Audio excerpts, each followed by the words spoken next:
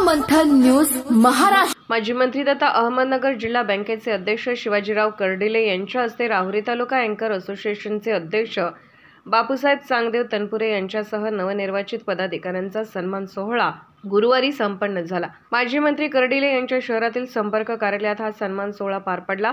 यावेळी अँकर असोसिएशनचे अध्यक्ष बापूसाहेब तनपुरे, कार्याध्यक्ष आप्पासाहेब ढोकणे, सचिव श्रीकांत जाधव, खजिनदार साईनाथ कदम, सहसचिव हसन सय्यद यांचा सन्मान करण्यात आला।